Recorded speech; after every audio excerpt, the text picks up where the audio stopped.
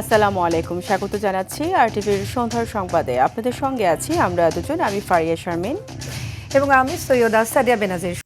টাকা লুটপাট করে বিদেশে পাচার করে দেশের অর্থনীতিকে প্রচণ্ড চাপে ফেলে দিয়ে গেছে পতিত স্বৈরাচার, এমন মন্তব্য করেছেন প্রধানমন্ত্রী তারেক রহমান। বিএনপি নির্বাচনের আগে যে প্রতিশ্রুতি দিয়েছিল তা এক এক করে বাস্তবায়ন করছে সরকার। কুমিল্লাকে বিভাগ করার প্রতিশ্রুতিও দেন তিনি।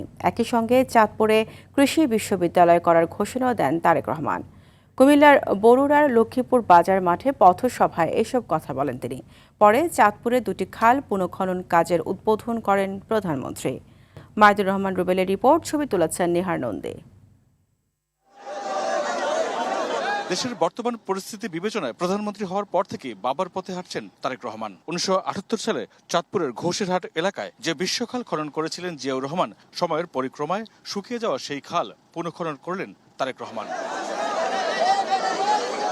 পুনঃখনন করেছেন চাঁদপুরের শাহরাস্তির টামটা দক্ষিণ ইউনিয়নের ওয়ারুখ বাজারের খোর্দখাল। বাংলাদেশের 20 কোটি মানুষের 40 কোটি হাত, এই 40 কোটি হাত যদি নেমে আসে, এই 40 কোটি হাত যদি একসাথে কাজ করা ধরে, ইনশাআল্লাহ বাংলাদেশকে আমরা পৃথিবীর বুকে একটি মর্যাদাশীল রাষ্ট্রে পরিণত করতে সক্ষম হব। জনাব তারেক রহমান। এর আগে কুমিল্লার বরুড়ায় লক্ষ্মীপুর বাজার মাঠে পথসভায় বক্তব্য রাখেন প্রধানমন্ত্রী তারেক রহমান। জনস্রোত জনসভায় রূপ নেয় পথসভার। দায়িত্ব গ্রহণের পর বিএনপি যে পর্যায়ক্রমে প্রতিশ্রুতি বাস্তবায়ন শুরু করেছে সেই কথা তুলে ধরেন প্রধানমন্ত্রী। দেশের মানুষকে বলেছিলাম খাল খনন করব, আপনারাই বললেন কাজ শুরু করেছি। দেশের মানুষকে আমরা বলেছিলাম আমরা মা বোনদের হাতে ফ্যামিলি কার্ড পৌঁছে দেব, সেটাও তো শুরু হয়েছে নাকি? আচ্ছা, দেশের মানুষকে আমরা বলেছিলাম আমরা কৃষক ভাইদের হাতে কৃষক কার্ড দিব, সেই কাজ শুরু হয়েছে। তার মানেটা দাঁড়ালো বিএনপি জনগণের কাছে যেই ওয়াদা দেয়, বিএনপি সরকার পরিচালনার দায়িত্বে থাকলে সেই ওয়াদা বিএনপি পূরণ করে। প্রধানমন্ত্রী বলেন, লুটপাটের মাধ্যমে বিদেশে টাকা পাচার করে দেশের অর্থনীতিকে প্রচন্ড চাপে ফেলে দিয়ে গেছেন পতিত স্বৈরাচার। বিগত 17 বছর যে স্বৈরাচার ছিল, দেশের মানুষের অর্থ সম্পদ লুটপাট করে পাচার করে দিচ্ছে। সেই জন্য এই মুহূর্তে দেশের অর্থনৈতিক অবস্থা চাপের মুখে আছে। সেজন্যই আমাদেরকে কষ্ট করতে হবে, আমাদেরকে পরিশ্রম করতে হবে এবং সেজন্যই আমাদেরকে ধৈর্য ধরতে হবে। কুমিল্লাবাসীর মতের গুরুত্ব দিয়ে কুমিল্লাকে বিভাগ করারও প্রতিশ্রুতি দেন প্রধানমন্ত্রী। এছাড়া চাঁদপুরে কৃষি বিশ্ববিদ্যালয় করারও প্রতিশ্রুতি দেন প্রধানমন্ত্রী। নির্বাচনের আগে যেসব প্রতিশ্রুতি দিয়েছিল বিএনপি, ক্ষমতা গ্রহণের প্রথম 3 মাসে খাল খনন, কৃষি কার্ড, ফ্যামিলি কার্ড সহ বেশ কিছু গুরুত্বপূর্ণ কাজের শুভ সূচনা করেছে দলটির প্রধান তারেক রহমান। সরকার প্রধান হিসেবে তারেক রহমান বলছেন, শুধু কেন্দ্র নয়, তৃণমূলের উন্নয়নও এমন প্রতিশ্রুতিতে আশায় বুক বেঁধেছে এই অঞ্চলের মানুষ। মাইদুর রহমান রুবেল, আরটিভি, বরুড়া, কুমিল্লা। জাতিকে আবারও ঐক্যবদ্ধ হতে হবে। জনগণ ও রাজনৈতিক দলগুলো মিলে তিস্তা, গঙ্গা সহ সব নদীর পানির যোগ্য হিস্সা আদায় করতে হবে বলে মন্তব্য করেছেন স্থানীয় সরকার মন্ত্রী ও বিএনপির মহাসচিব মির্জা ফখরুল ইসলাম আলমগীর। বিকেলে কেন্দ্রীয় শহীদ মিনারে ঐতিহাসিক ফারাক্কা লং মার্চ দিবস উপলক্ষে ভাসানী জনশক্তি পার্টি আয়োজিত সমাবেশে তিনি একথা বলেন 3 মাসে মূল সমস্যা চিহ্নিত করে কাজ করার চেষ্টা করেছে সরকার। তবে উজানের পানির হিস্সা না পেলেও বিকল্প হিসেবে খাল খনন কর্মসূচিতে জোর দেওয়া হচ্ছে। ভারতের সাথে ঝগড়া বিবাদ চান না, তবে সীমান্তে হত্যা মেনে নেওয়া যায় না বলেও উল্লেখ করেন বিএনপির মহাসচিব। এখন জাতিকে আবার ঐক্যবদ্ধ হতে হবে। এটা কোনো দলের জন্য নয়, কোনো ব্যক্তির জন্য নয়, কোনো সরকারের জন্য নয়। নিজের জাতির স্বার্থে, দেশের স্বার্থে, মানুষের স্বার্থে আজকে সমস্ত দলগুলোকে, জনগণকে ঐক্যবদ্ধ হয়ে এই আমাদের গঙ্গা পানির যে হিস্সা, অন্যান্য নদীগুলোর যে হিস্সা, সেই হিস্সা আমাদের আদায় করতে হবে। এখন ইমিডিয়েটলি আমাদের গঙ্গা চুক্তি, যেটাকে ফারাক্কা চুক্তি বলা হয়, সেই চুক্তি সম্পন্ন করতে হবে। কিছু কিছু শক্তি সরকারকে নিয়ে ষড়যন্ত্রে লিপ্ত। ষড়যন্ত্র করে সরকারের স্বাভাবিক অবস্থা কেউ যাতে অস্থিতিশীল করতে না পারে সেই বিষয়ে সবাইকে সচেতন হওয়ার আহ্বান জানিয়েছেন স্থানীয় সরকার মন্ত্রী ও বিএনপি মহাসচিব মির্জা ফখরুল ইসলাম আলমগীর। রাজধানীতে ঐতিহাসিক ফারাক্কা দিবসের আলোচনায় এই কথা বলেন মির্জা ফখরুল। এই সময় তিনি আরও বলেন, পদ্মা ব্যারেজ তৈরির সিদ্ধান্ত নিয়ে ঐতিহাসিক ভূমিকা নিয়েছেন প্রধানমন্ত্রী। আরও জানাচ্ছেন শামীম চৌধুরী। ভারতের পশ্চিমবঙ্গে ফারাক্কা বাঁধের কারণে বাংলাদেশের দক্ষিণ পশ্চিমাঞ্চলে শুষ্ক মৌসুমে পানির জন্য হাহাকার দশকের পর দশক ধরে। বাঁধটির কারণে বর্ষা মৌসুমে জানমাল সহ বন্যায় ক্ষতি হয় হাজার হাজার কোটি টাকা। এই সংকট সমাধানের উদ্দেশ্যে 1976 সালের 16 মে চাঁপাইনবাবগঞ্জের কানসাট সীমান্ত অভিমুখে লাখ লাখ জনতার ঐতিহাসিক লং মার্চের নেতৃত্ব দেন মজলুম জননেতা মাওলানা আব্দুল হামিদ খান ভাসানী। ঐতিহাসিক ফারাক্কা দিবস উপলক্ষে আলোচনা সভার আয়োজন করে বিএনপি। রাজধানীর ইনস্টিটিউট অব ইঞ্জিনিয়ার্স বাংলাদেশ মিলনায়তনে আলোচনায় অংশ নিয়ে ফারাক্কা দিবসের তাৎপর্য তুলে ধরেন বিএনপির স্থায়ী কমিটির সদস্যগণ সহ দেশের বিশিষ্ট বুদ্ধিজীবীরা। সকল অঞ্চলে পানি আছে। সেখানে স্থানীয় সরকার মন্ত্রী ও বিএনপি মহাসচিব মির্জা ফখরুল ইসলাম আলমগীর বলেন, পদ্মা ব্যারেজ তৈরির উদ্যোগ নিয়ে ঐতিহাসিক সিদ্ধান্ত নিয়েছেন প্রধানমন্ত্রী তারেক রহমান। গতকাল আমরা দেখলাম যে কয়েকজন নেতা রাজনীতিরা তারা বিভিন্নভাবে এই সরকারের বিরুদ্ধে কথা বলছে এবং আবার এই স্থিতিশীলতা বিনষ্ট করবার চেষ্টা করছে। আমরা আজকে এই আলোচনা সভার মধ্য দিয়ে এই স্পষ্ট কথা বলতে চাই সকলকে যে বাংলাদেশের জনগণ যারা বুকে রক্ত দিয়ে যারা গণতন্ত্রকে অর্জন করেছে তারা কখনোই কোনোভাবেই কোনো রকম চক্রান্ত বা ষড়যন্ত্রকে এখানে মাথা তুলে দাঁড়াতে দেবে না। মির্জা ফখরুল বলেন, ভারতের সঙ্গে বাংলাদেশের সুসম্পর্ক তৈরির যে সুযোগ এসেছে সেটি নির্ভর করবে ভারতের ফারাক্কার পানি চুক্তির উপর। ভারতের সঙ্গে যে সুসম্পর্ক স্থাপিত হওয়া সুযোগ এসেছে সেটা নির্ভর করবে ভারতের এই গঙ্গা চুক্তি বা আপনার ফারাক্কা চুক্তি সম্পাদনের উপর দিয়ে, একথা বিশ্বাস করি এবং সেই আহ্বান আমরা তাদের কাছে জানাতে চাই। বাংলাদেশের সঙ্গে আলোচনা করে পানি সমস্যা সমাধান চুক্তি নবায়ন করার কথাও বলেন বিএনপি মহাসচিব। সেই ফারাক্কা মিছিলের মধ্য দিয়ে সেদিন মানুষগুলোকে সংগঠিত করেছিলেন, যার ফলে শহীদ জিয়া রহমানের পক্ষে সম্ভব হয়েছিল একটি চুক্তি বাস্তবায়ন করা। শামীম চৌধুরী, RTV, ঢাকা। জ্বালানি খাতে বিগত সরকারগুলো 50,000 কোটি টাকা বকেয়া রেখে গেছে বলে জানিয়েছেন অর্থ ও পরিকল্পনা মন্ত্রী আমির খসরু মাহমুদ চৌধুরী। দুপুরে চট্টগ্রামের আগ্রাবাদে মা ও শিশু হাসপাতাল মেডিকেল কলেজের ভিত্তিপ্রস্তর স্থাপন অনুষ্ঠানে তিনি এসব কথা বলেন। এদিকে তরুণদের খেলাধুলায় উদ্বুদ্ধ করতে নতুন করে স্পোর্টস উদ্বোধন করেছেন খুলনা 3 আসনের সংসদ সদস্য রকিবুল ইসলাম বকুল। প্রতিনিধিদের পাঠানো তথ্যচিত্রে আরও জানাচ্ছেন সাকিব আল হাসান।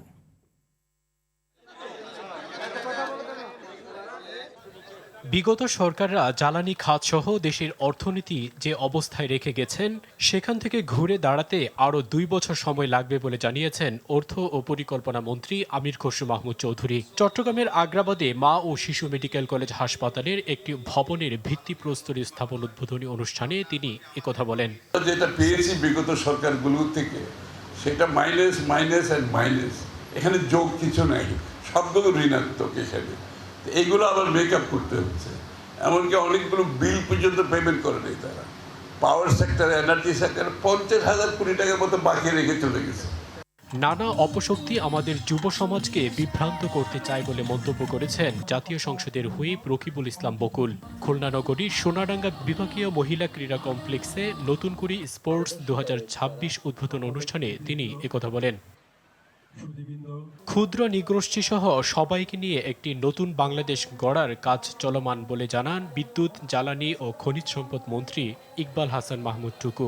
সিরাজগঞ্জ পৌর এলাকার মুক্তির সোপানে বাংলাদেশ ক্ষুদ্র নিগোষ্ঠী ফেডারেশন আয়োজিত বৈচিত্র্যের ঐক্য ও সংস্কৃতির মিলনমেলা 2026-এর উদ্বোধনী অনুষ্ঠানে তিনি একথা বলেন। ডেঙ্গু ও চিকনগুনিয়া প্রতিরোধে যশোর পৌর এলাকায় পরিষ্কার পরিচ্ছন্নতা অভিযান উদ্বোধন করেছেন বিদ্যুৎ, জ্বালানি ও খনিজ সম্পদ প্রতিমন্ত্রী অনিন্দ ইসলাম অমিত। বর্ষা মৌসুমে ডেঙ্গু ও চিকনগুনিয়ার বিস্তার ঠেকাতে প্রত্যেকের বাড়ির চারপাশ পরিচ্ছন্ন রাখার অনুরোধ জানান প্রতিমন্ত্রী। অর্থাৎ সরকার যদি চায় আমরা যদি প্রতি শনিবার মাগুরা বেরৈল পলিতা এলাকার নাজির আহমেদ কলেজের সংবর্ধনা অনুষ্ঠানে অংশ নেন সংস্কৃতি মন্ত্রী নিতাই রায় চৌধুরী। ঠিকাদারকে টেন্ডারে থাকা শর্ত যথাযথভাবে মেনে নির্দিষ্ট সময়ের মধ্যেই কাজ শেষ করতে হবে বলে হুঁশিয়ারি জানিয়েছেন জাতীয় সংসদের deputy speaker barrister Kaiser Kamal. নেত্রকোনার দুর্গাপুর উপজেলার চকলেঙ্গুরা গ্রামে রাস্তার কাজ উদ্বোধনের সময় তিনি একথা বলেন। বরিশাল শেরেবাংলা মেডিকেলে হাম উপসর্গ নিয়ে চিকিৎসাধীন রোগীদের খোঁজ নিতে হাসপাতাল পরিদর্শন করেন প্রধানমন্ত্রীর স্বাস্থ্য বিষয়ক বিশেষ সহকারী doctor SM Ziauddin Haider. Shakib Al Hasan, RTV। দেশে প্রথমবারের মতো স্থলভাগে ৫,৬০০ মিটার গভীর থেকে প্রাকৃতিক গ্যাস উত্তোলনে কূপ খননের কাজ শুরু করেছে Bangladesh gas fields company limited. কূপটি 4টি স্তরে প্রায় 2 ট্রিলিয়ন ঘনফুট গ্যাস পাওয়ার আশা করছে BGFCL কর্তৃপক্ষ। গ্যাসের খোঁজে ব্রাহ্মণবাড়িয়া চীনা ন্যাশনাল কোম্পানির সহায়তায় চলছে বিশাল কর্মযজ্ঞ। এটি সফলভাবে সম্পন্ন হলে জ্বালানি খাতে নতুন ইতিহাস তৈরি হবে বলে মনে করছেন বিশেষজ্ঞরা। তৌহিদুর রহমানের রিপোর্ট। ব্রাহ্মণবাড়িয়ার নন্দনপুর এলাকায় তিতাস গ্যাস ফিল্ডের ৩১ নম্বর কূপ খননের কাজ চলছে জোরে সোরে। গত ১৯ এপ্রিল কূপের খনন প্রক্রিয়া শুরু হয়েছে। সময় লাগতে পারে অন্তত ২১০ দিন। ১৯৮৪ সালে তিতাসে ৫ কিলোমিটার কূপ খননের কথা থাকলেও প্রযুক্তিগত সুবিধা না থাকায় তা করা সম্ভব হয়নি। তবে এখানে ২৬৮২ অশ্বশক্তির রিগ ব্যবহার হচ্ছে, যার ফলে উচ্চ চাপের মধ্যেও অনুসন্ধান কার্যক্রম চালানো যাবে। এতে মাটির গভীরে গ্যাস পাওয়ার সম্ভাবনা আরও বেড়েছে। প্রেসার এবং টেম্পারেচারটাকে ওভারকাম করে, অর্থাৎ জিওলজিক্যাল যে হেটারজেনিটি আছে, high pressure zone, over pressure zone আছে, এইটাকে মিটিগেট করে ড্রিলিং করাটাই হচ্ছে চ্যালেঞ্জ। এই ধরনের প্রবলেম মিটিগেট করার জন্য যে সকল টেকনোলজি লাগে, যেমন ম্যানেজ প্রেশার ড্রিলিং, তারপরে প্রেশার হোয়াইল ড্রিলিং, এই সকল সব কিছুই এই প্রজেক্টের ভিতরে আছে। আগের ৪৯০০ মিটার পর্যন্ত কূপ খননের রেকর্ড ছিল।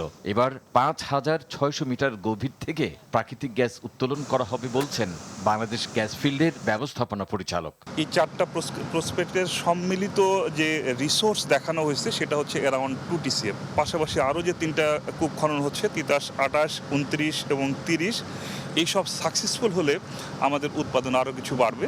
তখন হয়তো একটা কমফোর্টেবল জায়গাতে আমরা যাবো আর কি। 3D সিসমিক প্রতিবেদন অনুযায়ী এই কূপে 4টি স্তরে গ্যাসের সম্ভাব্য হাইড্রোকার্বন লেয়ারের উপস্থিতি আছে বলছেন এই প্রকৌশলী, যেগুলোর নাম দেওয়া হয়েছে ভুবন 1, বড়াইল 1, বড়াইল 2 এবং বড়াইল 3। ৩৭০০ মিটারের নিচে আরও 4টি স্তরে এই হাইড্রোকার্বনের উপস্থিতি, সার্ভের রিপোর্ট অনুযায়ী সেখানে হাইড্রোকার্বনের উপস্থিতি রয়েছে। বাংলাদেশে প্রথম যে 4টে গভীর কূপ হচ্ছে, তার ভিতরে প্রথম হচ্ছে তিতাস, তারপরে বাখরাবাদ 11, এরপরে যাবে শ্রীকাইলে এই রিগ দিয়েই, এরপরে যাবে হচ্ছে মোবারকপুর। প্রকল্প ব্যয় ধরা হয়েছে ৫৯৪ কোটি টাকা। এই 4টি কূপ খনন প্রক্রিয়া সম্পন্ন হলে চলমান জ্বালানি সংকট মোকাবেলায় যেমন গুরুত্বপূর্ণ ভূমিকা রাখতে পারে, তেমনি বিশ্বব্যাপী জ্বালানিতে নতুন করে বাংলাদেশের সক্ষমতাও জানান দেওয়া সম্ভব হবে। Touhidur Rahman, RTV, Titas gas field, Brahmanbaria. হাসপাতালে হামের রোগী কিছুতেই কমছে না। দেশে গত ২৪ ঘন্টায় হামের উপসর্গে ২ শিশুর মৃত্যু হয়েছে। এ নিয়ে এখন পর্যন্ত সারা দেশে হাম ও উপসর্গে মোট ৪৫৩ শিশু প্রাণ হারিয়েছে। এর মধ্যে নিশ্চিত হামে মৃত্যু হয় ৭৪ জনের। শনিবার স্বাস্থ্য অধিদপ্তরের নিয়মিত প্রতিবেদনে এ তথ্য জানানো হয়েছে। অধিদপ্তর জানিয়েছে, গত ২৪ ঘন্টায় হামের উপসর্গ নিয়ে সিলেট বিভাগে 2 শিশুর মৃত্যু হয়েছে। গত ১৫ মার্চ থেকে শনিবার পর্যন্ত সারা দেশে হাম ও এর উপসর্গ নিয়ে মোট ৪১,০২৮ শিশু হাসপাতালে ভর্তি হয়েছে। এই সময় মোট ৭,৫২৪ জনের হাম শনাক্ত হয়েছে। তাদের মধ্যে এ পর্যন্ত সুস্থ হয়ে হাসপাতাল থেকে ৩৬,৬৪৫ জন ছাড়পত্র পেয়েছে। চট্টগ্রামে হামের চিকিৎসা শেষে সুস্থ হওয়ার পর নানা জটিলতায় আবারও হাসপাতালে ভর্তি হচ্ছে অনেক শিশু। কিছু ক্ষেত্রে দ্বিতীয় দফায় অসুস্থতা হয়ে উঠছে বেশি প্রাণঘাতী। এতে উদ্বিগ্ন অভিভাবকরা। এমন পরিস্থিতিতে চিকিৎসা নেওয়ার প্রথম ১.৫ মাস বেশি সতর্ক ও পর্যাপ্ত ভিটামিন গ্রহণের পরামর্শ দিয়েছেন চিকিৎসকরা। চট্টগ্রাম থেকে সাইফুল মাহমুদের তথ্যচিত্রে জানাচ্ছেন সুলাইমান কবির। হাম, উপসর্গ, নিউমোনিয়া ও ডায়রিয়ায় গত ৪২ দিনে চট্টগ্রাম মেডিকেল কলেজ হাসপাতালে প্রাণ হারিয়েছে ৭২ শিশু। একই সময়ে চিকিৎসা শেষে বাসায় ফিরেছে ৫৩৩ জন। তবে সুস্থ হওয়ার কয়েকদিনের মাথায় নিউমোনিয়া, ইনফেকশন সহ অন্যান্য জটিলতায় আবারও হাসপাতালে ভর্তি হচ্ছে অনেক শিশু। আমি আসছি যে পাতুলি থেকে, আজকে 3 দিন ভর্তি হয়েছি।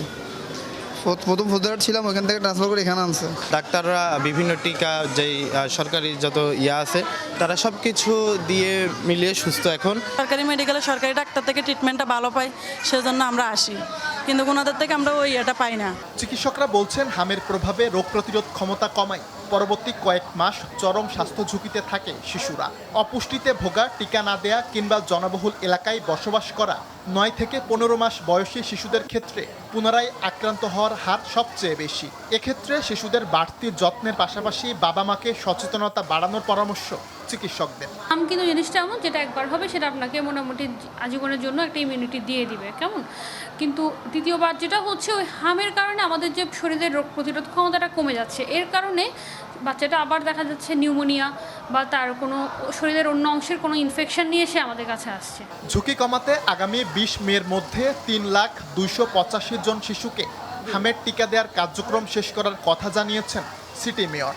2,81,000 বাচ্চাকে কিন্তু আমরা ইতিমধ্যে মিজেলসের টিকা দিয়েছি।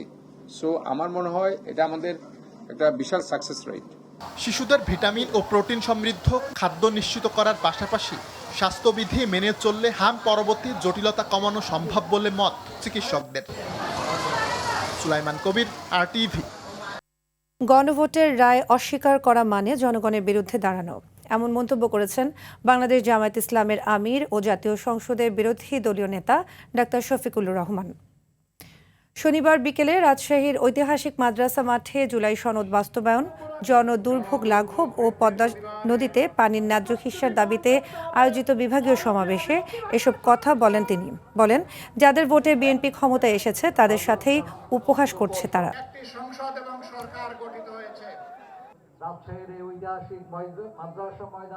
আজ যাদের কুরবানির কারণে অনেকে প্রধানমন্ত্রী, মন্ত্রী, বিরোধী দলীয় নেতা হতে পেরেছেন, তাদের আত্মা আমাদের দিকে চেয়ে আছে।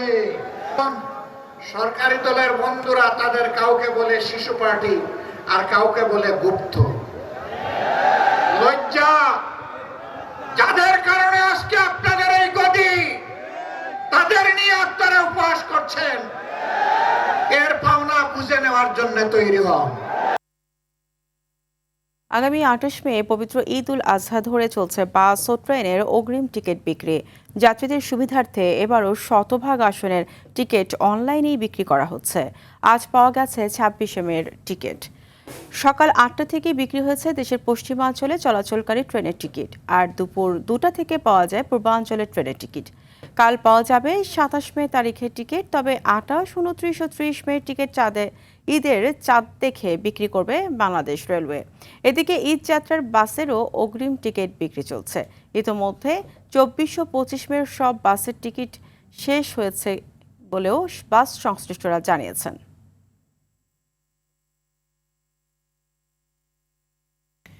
ঈদ উল আজহাকে সামনে রেখে কোরবানির পশুর বাড়তি যত্নে ব্যস্ত সময় পার করছেন হবিগঞ্জ ও বগুড়ার শেরপুরের খামারিরা। ভারতীয় গরু আমদানি ঠেকানো গেলে লাভের আশা করছেন তারা। শ্রমিক মজুরি ও গোখাদ্যের অতিরিক্ত দাম নিয়ে দুশ্চিন্তার কথা বলছেন অনেকে। এদিকে অধিক লাভের আশায় অবৈধ উপায়ে পশু মোটা তাজাকরণ বন্ধে নজরদারি বাড়িয়েছে প্রাণী সম্পদ বিভাগ। প্রতিনিধিদের পাঠানো তথ্যচিত্রে বিস্তারিত জানাচ্ছেন সাকিব আল হাসান। কোরবানিকে সামনে রেখে বিভিন্ন আকারের 3 শতাধিক দেশি বিদেশি গরু প্রস্তুত করছেন হবিগঞ্জের মাধবপুর উপজেলার আংদিউডার pure and organic dairy farm. পরিচর্যায় কাজ করছেন প্রায় 25 জন শ্রমিক।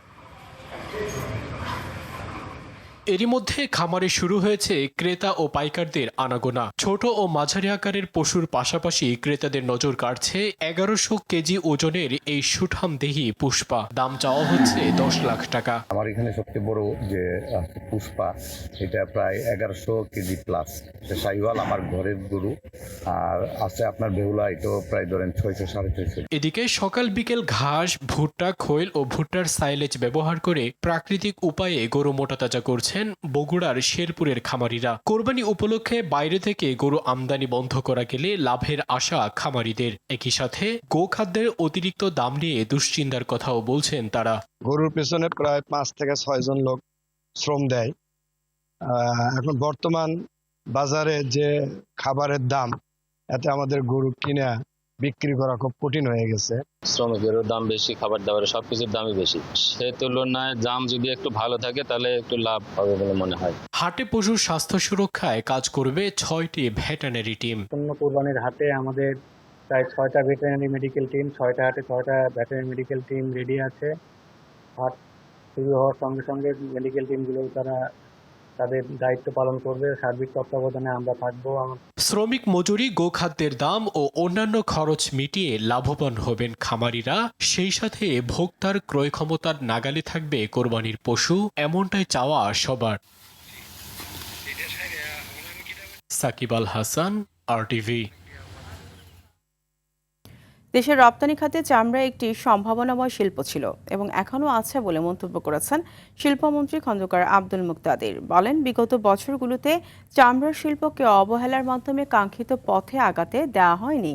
বিকেলে সাভারের হরিণধরা বিসিক শিল্প নগরীর ট্যানারির কেন্দ্রীয় বর্জ্য শোধনাগারে পরিদর্শন শেষে সাংবাদিকদের এসব কথা বলেন তিনি। শিল্পমন্ত্রী আরও বলেন, বাংলাদেশে সারা বছর যে পরিমাণ চামড়া আহরিত হয় তা রপ্তানি করা গেলে $12 বিলিয়ন বৈদেশিক মুদ্রা অর্জন করা সম্ভব।